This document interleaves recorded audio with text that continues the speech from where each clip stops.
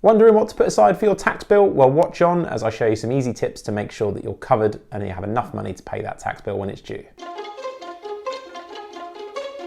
As a business accountant, my team and I spend all day long helping business owners on their journey, and this is a very common question around what should I be doing to plan for my tax bill. I don't want to be left at the end of the year knowing that I've got to owe a load of money and I haven't got enough. And actually, in a limited company, it's really important that that situation doesn't occur for many technical reasons that will end up causing you more tax. So I want to show you a few tips really, just so you're in a position where you're always going to be okay with your tax. And I'm also going to mention dividend tax. So in this video, I'm going to presume you're a small business owner and that you may take some money out in dividends as well. I'm not going to go too deep into that. We did another video, which I'll point you to later on. But for now, it's important to know there are two things in play here, but this video is mainly going to concentrate on the company's tax bill, and that's known as the corporation tax. But before I get into the main tips, if you do like this video, be sure to click the subscribe button below so you get notified whenever we release more videos just like this one.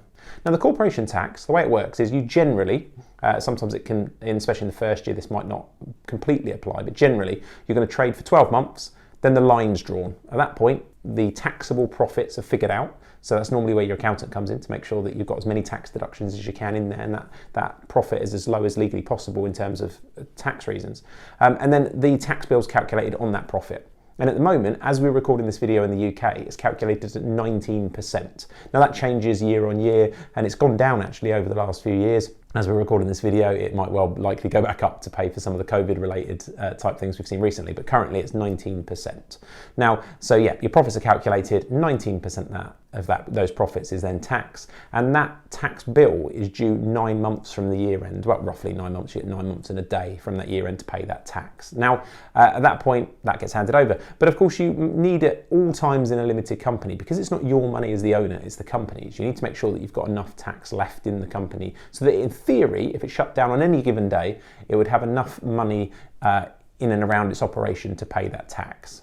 Now, in order to do that, I think the most simplest rule, knowing that the tax rate is 19%, is to say, well, put 19% of your profits to one side each month, each quarter, each week, each day, however you want to do it. However, it's not always easy. You might say, well, how do I know what 19% of my profit is?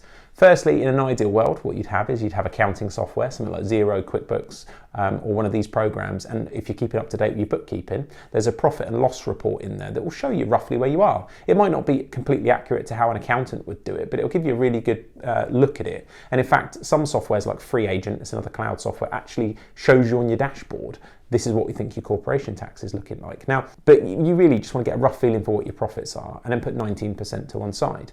You could even do what I call fag packet maths and just go, okay, well, what did I have in the month? So, when you come to the end of the month, you might do a little recce and say, okay, I had this come in, I had this go out, so my profit is roughly this figure. Don't include things like how much money you took as the owner, and don't include any things like loan repayments. And then you'd probably have roughly the right amount of figure, and you can just go 19% of that. So in your calculator, you just take the figure and put times 19% button or times 0.19, or do the same, and it'll give you a figure. And then you can put that to one side. Some business owners love to move that into a separate business account, so it's sort of out of sight, out of mind, and that'll give you roughly the right amount that you need.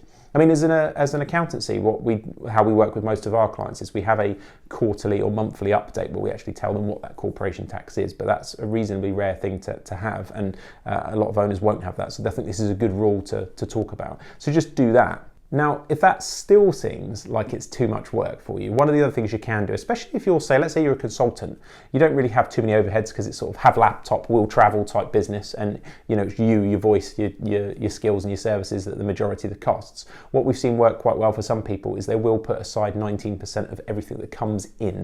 Now that's quite drastic because it's never going to be 19% of everything that comes in because you're going to have all your costs to be deducted before you get taxed and the tax bill's generated. But I know a lot of people that do that. They just think, wow, it's more money than I need, but at least I know I'm covered, and it's going to give me a little float. And then when they get around to the end of the year and they get the tax bill, they then can make a decision on what they want to do with any surplus. So that's another way of doing it that works quite well.